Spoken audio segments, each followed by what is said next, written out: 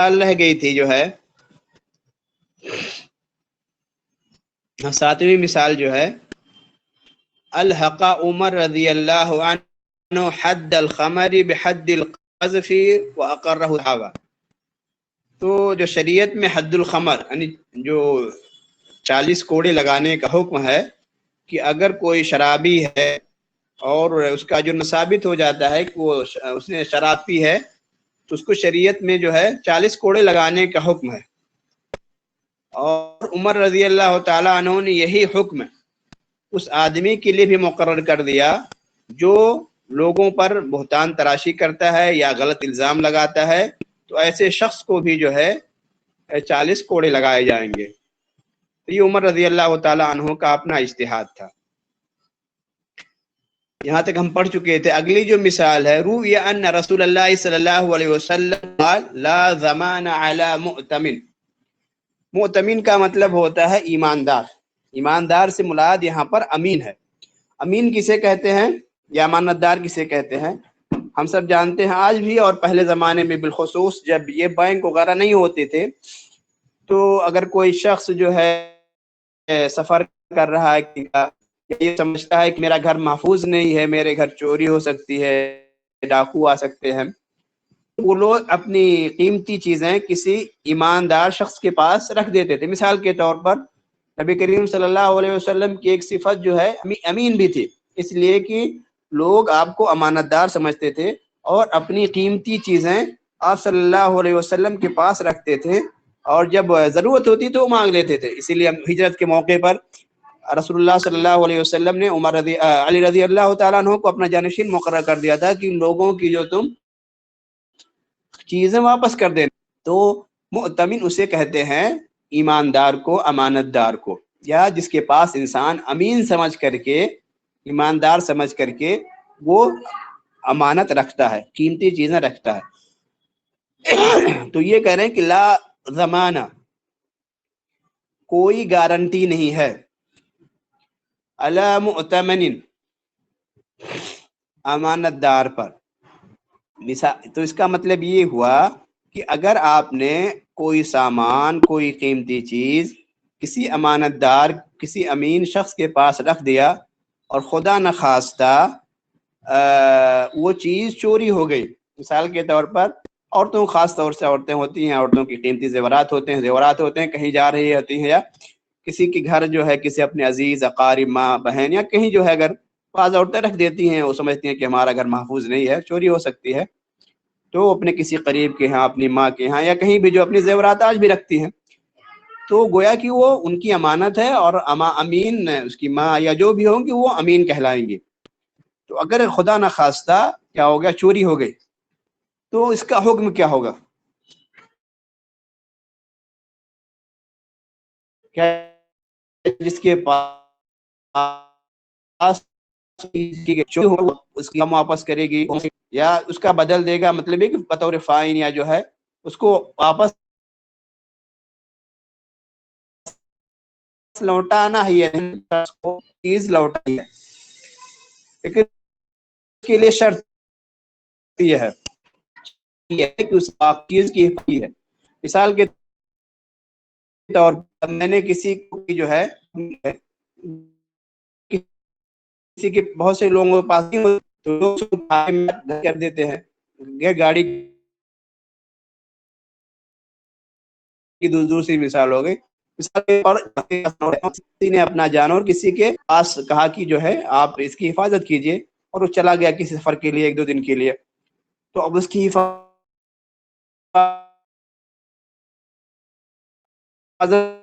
کا مطلب کہ اس کو اس طرح چھوڑے نا، یا اگر کسی نے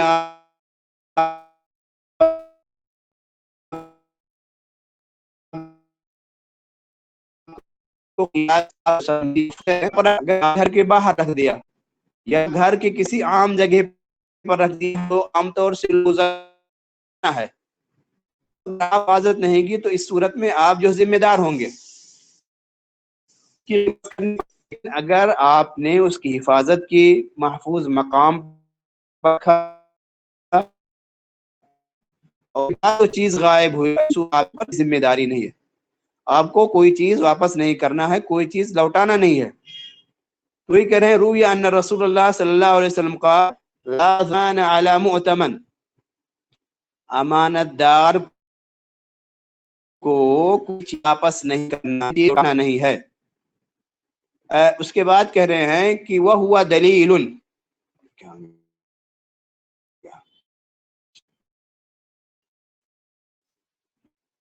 امانت کو کوئی چیز لوٹنا نہیں ہے، ٹھیک ہے. ہاں، ان من کان امینا علی شیء، جو آدمی کسی چیز کا امین تھا، امانت دار بنایا گیا تھا. کل ودیع، ودیع کہہ کے مطلب کوئی چیز آدمی بطور امین، جو کوئی آدمی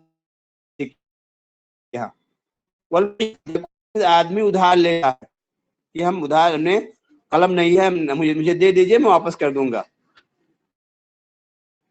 لا ضمان علیہ، اس کے اوپر کوئی ہرجانہ نہیں ہے، تاوان نہیں ہے، کچھ واپس نہیں کرنا ہے. اذا ہلک، برباد ہو جائے، او تلف ذالک الشیء، یا وہ چیز ضائع ہو جائے، خراب ہو گئی، برباد ہو گئی، چوری ہو گئی، الا فی الحفظ، کی صورت میں جب کہ اس نے اس کی حفاظت کی ہو، اس کی صحیح طریقے سے حفاظت کی ہو. تو اس وقت یہ حدیث ہے، اس حدیث کا مفہوم یہی ہے کہ اگر کسی نے بطور امانت کسی شخص کے پاس کوئی چیز رکھی اور شخص نے اس چیز کی حفاظت کی، لیکن خدا نخواستہ وہ چیز ہلاک ہو گئی، برباد ہو گئی، چوری ہو گئی، وہ چیز اس سے ضائع ہو گئی، تو اس کے اوپر کوئی ہرجانہ یا تاوان نہیں ہے. یہ حدیث ہے، اس کا مفہوم ہے، یہ اس سے مسئلہ نکلتا ہے. اب صحابہ کے زمانے میں کیا اجتہاد ہوا تھا آگے ہے. يقول ولكن الناس في زمن الصحابة بدأت تظهر الخيانة من بعضهم. يقول لیکن صحابہ کے زمانے میں بعض لوگوں سے خیانت ظاہر ہونے لگی، بعض لوگوں کا ایمان خراب ہونے لگا، وہ خائن بننے لگے. فقضى علي رضی اللہ عنہ بتزيين الأجراء والصناع اذا ادعوا حلاك ما عندهم من متاع دون اقامة بينة على دعواهم. تو علی رضی اللہ تعالیٰ نے فیصلہ سنا دیا کہ بتضمین الاجراء، کہ ان کو اس چیز کا تامان دینا پڑے گا. والسنہ، اور اجرائی سنائی کہتے ہیں کہ جس کے پاس کوئی چیز رکھی گئی ہے، چاہے وہ بنا کے چاہے وہ اجرت کے طور پر، تو اس کی قیمت دینی پڑے گی. یعنی جو چیز انہیں رکھی گئی ہے بنانے کے لیے، رکھنے کے لیے، تو اس چیز کی انہیں تانا پڑے گا. کیوں؟ ادعوا حلاک ما عندهم، جب وہ لوگ دعویٰ کر رہے، حلاک ما عندهم، جو اس چیز کی ہلاکت کا دعویٰ پیش کرے، من متاع، کسی بھی سامان کی ہلاکت کا دعویٰ پیش کریں، دون اقامت بینۃ، بغیر کسی دلیل کے، علی دعواہم، اپنے دعوے میں بغیر کسی دلیل کے وہ چیز پیش کریں کہ آپ نے مجھے جو ہے کپڑے، مثال کے طور پر خیاط ہے، ٹیلر ہے، ٹیلر نے کو آپ نے دے دیا کپڑے سلے، اب وہ کہے کہ جو ہے میرے ہاں چوری ہو گئی، آپ کا کپڑا غائب ہو گیا. تو کہہ رہے ہیں کہ علی رضی اللہ، اس طرح کے واقعات جب ظاہر ہونے لگے تو علی رضی اللہ تعالیٰ عنہ نے یہ حکم دے دیا کہ اگر جو ہے کوئی شخص اس طرح کا دعویٰ کرتا ہے اور اس کے پاس کوئی قوی دلیل نہیں ہے، تو اس کو باقاعدہ غرامہ دینا پڑے گا، تاوان دینا پڑے گا. اور جو ہے اس کے بعد یقول علی رضی اللہ فی هذا لا يصلح الناس الا ذلك، زمانے لوگوں کے ہی مناسب ہے. کریں کہ اخذ فی اجتہادہ بالمصلحہ، تو رضی اللہ عنہ نے لوگوں کی مصلحتوں کا خیال رکھا، لوگوں کی مصلحتوں کا خیانت نہیں رہی، خیال ہو گیا، تو لہذا ایسے لوگوں کے خلاف کی جائے.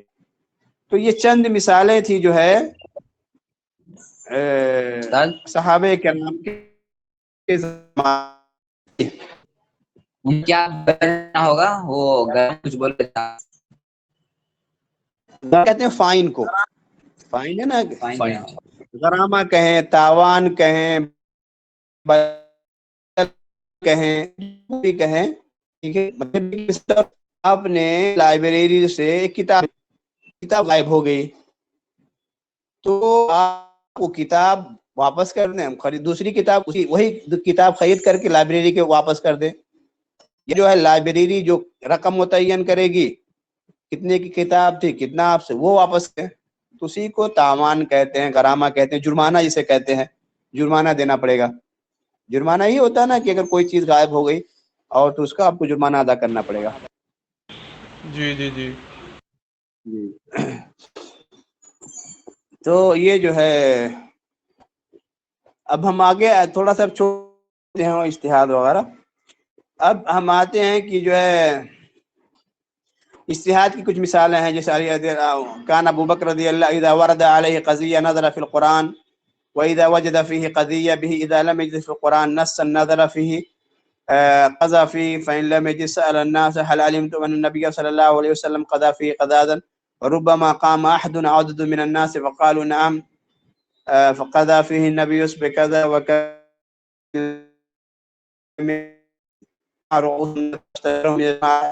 قضى به فكذلك هو إجماع إذا اختلفوا تجادلوا حتى ينتهوا إلى رأي يقرونه ويجمعون عليه فذلك أيضا من الإجماع. کہنے کہ وہ کچھ مثالیں ہیں، جیسے اجتہاد کی مثالیں ہو گئی. پھر اجماع کی بھی کچھ مثالیں ہیں جو صحابہ کرام کے زمانے میں ہوئی ہیں. مثال کے طور پر وہ توریث الجدہ کی دادی کا حصہ کیا تھا. تو ایک بڑھیا آئی ابو بکر رضی اللہ تعالیٰ عنہ کے زمانے میں، اور جو ہے باقاعدہ حصہ، تو ابو بکر رضی اللہ تعالیٰ عنہ مجھے سے کوئی نمائی نہیں ہے. پھر صحابہ کرام سے پوچھ کرام، جو پھر صحابہ کرام کے درمیان یہ اتفاق ہے جدہ یعنی دادی کا بھی کچھ حصہ ہے، اور 1/8 اس کی بھی شرائط ہیں. جب آپ وراثت پڑھیں کے مسائل پڑھیں گے تو گویا کہ وہ اجماع سے قرار پایا ہے. اور بہت سی مثالیں ہیں کہ صحابہ کے زمانے میں اجماع ہوا تھا. تو یہ ان کے مصادر قرآن، سنت، اجماع اور اجتہاد. یہ ان کی جو مثالیں تھیں کچھ. اب اس کے بعد ہم آتے ہیں مصادر الفقہ للصحابہ. سوال ہے. جی ہلو، کیا کہہ رہے ہیں؟ سوال ہے ایک. جی جی اس کا مطلب اس کا مسئلہ ہے شراب کا. تو اس کا آج شراب کا مسئلہ ہے. آج کے دور میں مطلب اس وقت لوگوں نے اجتہاد کیا تھا شراب کے اوپر. ٹائم میں شراب کے اوپر وہ لگتا تھا، مطلب کہ کوڑے مارے جاتے تھے، مطلب وہ ایک جی جی حالات کے مطابق تھا. لیکن آج کے دور ہاں میں ہاں مطلب کیا کریں گے اس کے اوپر. اور اسی طرح یہ زنا کے اوپر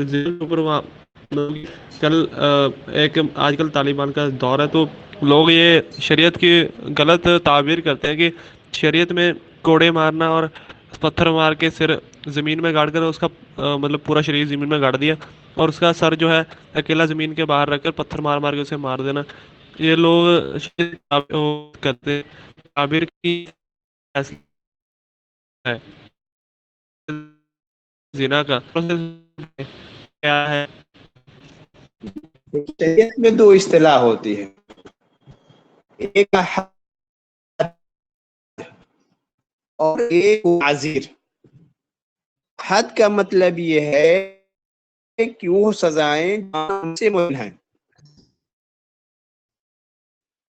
اور تعزیر کا مطلب یہ ہے وہ سزائیں جو قرآن و سنت سے متعین نہیں ہیں بلکہ حاکم وقت متعین کرتا ہے. تو جو سزائیں حد کے زمرے میں آتی ہیں، قرآن سنت سے متعین ہے، اس میں چھیڑ خانی نہیں کی جاتی ہے، اس کو بہو اس کی تنی ہے. مثال کے طور پر حد کیا ہے؟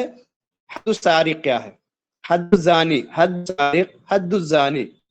حد السارق یہ نا کہ جو ہے اس کے ہاتھ کاٹ لیے جائیں گے، باقاعدہ یہ جو ہے اس کا حکم قرآن میں آیا ہے. اسی طریقے سے حد الزانی بھی ہے. حد الزانی میں جو ہے اس میں بھی جو ہے باقاعدہ کوڑے مارے جائیں گے. بن کے لیے گاندھی صاحب وغیرہ کہتے ہیں کہ اگر کوئی بار بار جو ہے وہ کوئی شدہ ہے اور بار بار اس کا عادی ہے، تب اس کو جو ہے باقاعدہ سنسار کیا جائے گا. ورنہ عام حالات میں دونوں حالتوں میں چاہے شادی شدہ یا غیر شادی شدہ اس کو کوڑے لگائے جائیں گے. بہرحال کوڑے کے ہر لوگ قائل ہیں. تو یہ حد ہے. یا اسی طریقے اور جو سزائیں ہیں وہ جو کتا طریق ہے یا تو ان سارے حدود میں کبھی بھی کوئی تبدیلی واقع نہیں ہے کیونکہ یہ سزائیں اللہ کی طرف سے ہوتی ہیں. کوئی کیسے بھی حالت ہو جائیں کسی بھی چیزیں ہو جائیں جو حدود ہیں حدود میں کبھی بھی جو ہے آپ کچھ کمی نہیں کر سکتے. اس کے بالمقابل میں تعزیر ہے.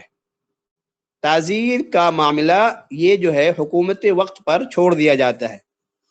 حکومت وقت کا مطلب یہ ہے کہ جہاں کی جو حکومت ہے جیسا جو فیصلہ اس کا گورنر یا اس کے قضات جیسا جو فیصلہ کرنے چاہیں گے وہ اپنے ثوابدید کے حساب سے وہ تعزیر کا فیصلہ کر سکتے ہیں.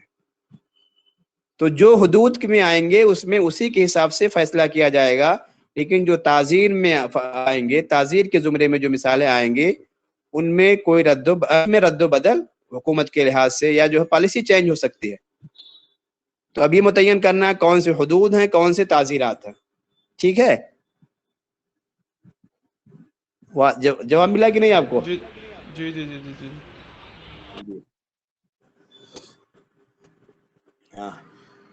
اس کے بعد ہم آتے ہیں کہ مصادر الفقہ للصحابہ. کس کے بارے میں سمجھا رہے تھے سمجھ میں نہیں آیا وہ. کیا کہہ رہے ہیں؟ ابھی آپ کچھ سمجھا رہے تھے تعزیر اصل میں جو بہت سے لوگ کہتے ہیں کہ اسلامی شریعت جلادوں کی شریعت ہے اس میں بہت زیادہ یہ ہے اس میں کوئی نرمی نہیں ہے سنسار کر دیا جاتا ہے ہاتھ کاٹ دیے جاتے ہیں اور جو ہے تو میں وہی بتا رہا تھا کہ دو اصطلاحیں ہیں. ایک کے لیے جو ہے حد کا لفظ استعمال ہوتا ہے اور ایک کے لیے تعزیر. حد ان سزاؤں کو کہتے ہیں جن کا ذکر قرآن میں آیا ہے.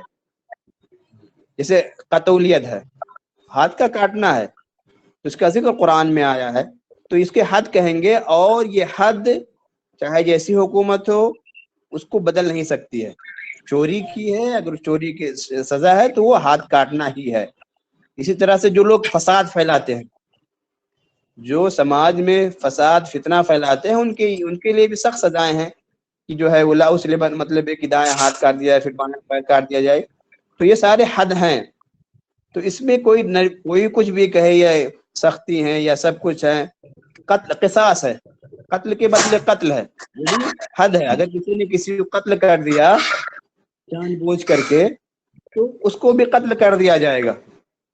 یہ تو اب ایسا نہیں ہے کہ بہت سے ملکوں میں جو ہے پھانسی کی سزا نہیں ہے لیکن قتل کی سزا قتل کے بدلے قتل نہیں. اسلامی شریعت میں قتل کے بدلے قتل ہے اور اس کی حکمتیں بھی ہیں کہ جہاں پر اسلامی شریعت واقعی نافذ ہوتی ہے تو پھر وہاں امن و امان یہ ساری چیزیں کیا معاشرے میں امن و امان قائم کرنے کے لیے ہوتا ہے.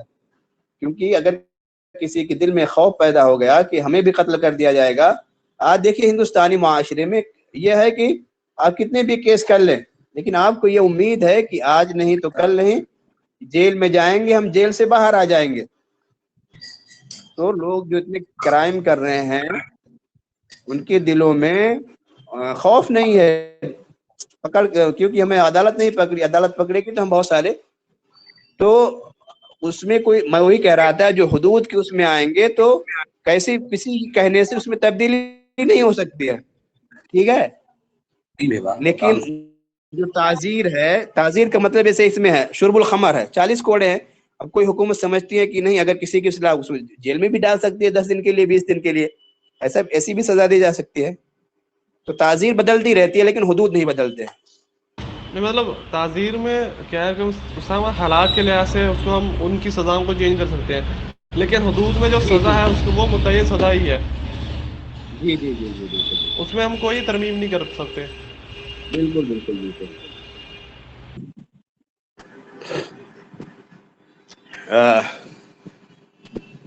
اس کے بعد ہم آتے ہیں مصادر الفقہ للصحابہ. صحابہ کے زمانے میں جو سورس تھے وہ کیا تھے؟ وہی ہے قرآن سنت اجماع اور قیاس. یہی چاروں چیزیں جو ہے قرآن کو پہلے معلوم کرتے تھے پھر سنت کی طرف پھر اجماع اور پھر الرأی والاجتہاد بشعبتیہ القیاس و اعتبار المصلحہ.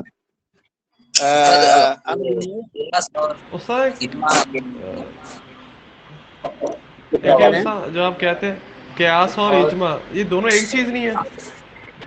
نہیں الگ الگ چیز ہے. تھوڑا واضح. قیاس الگ چیز ہے, اجماع الگ چیز ہے.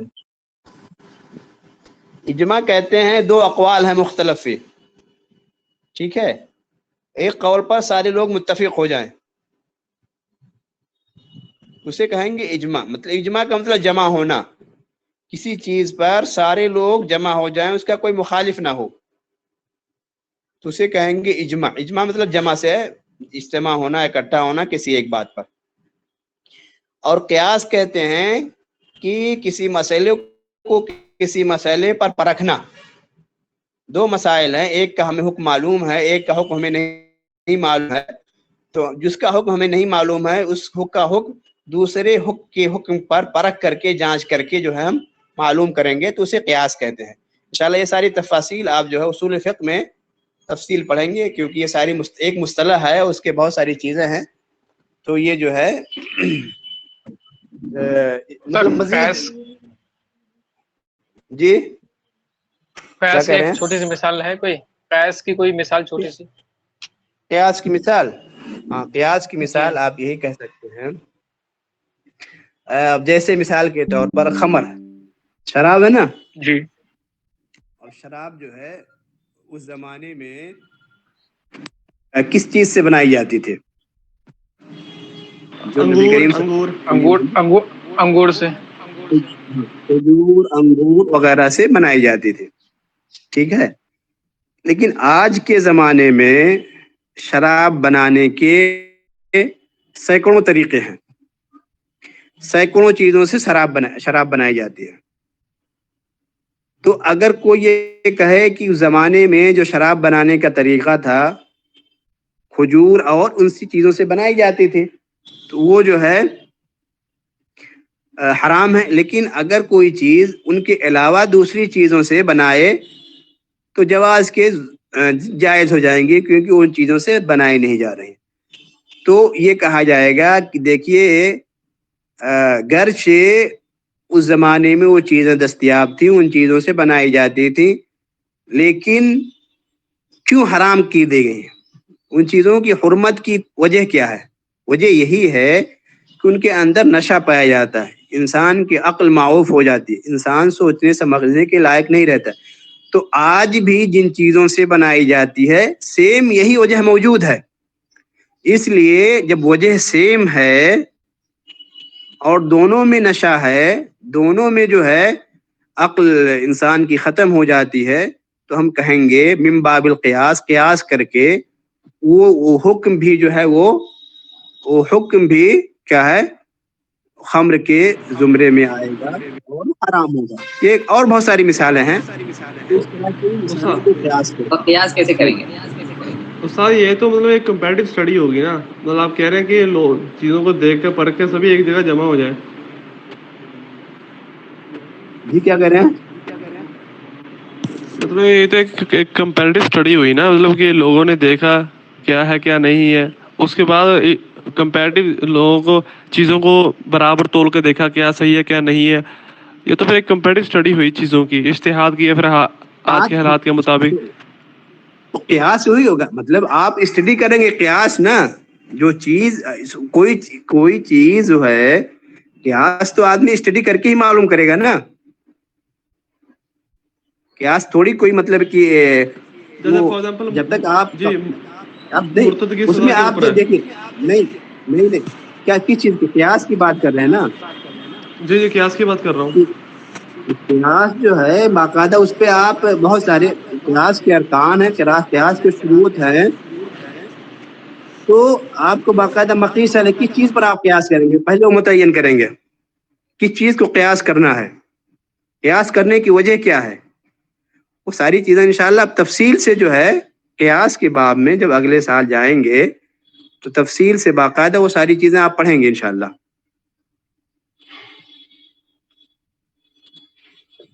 کیونکہ وہ پوری مثالیں لانے کے لیے اور ساری چیزیں جو ہے وہ مزید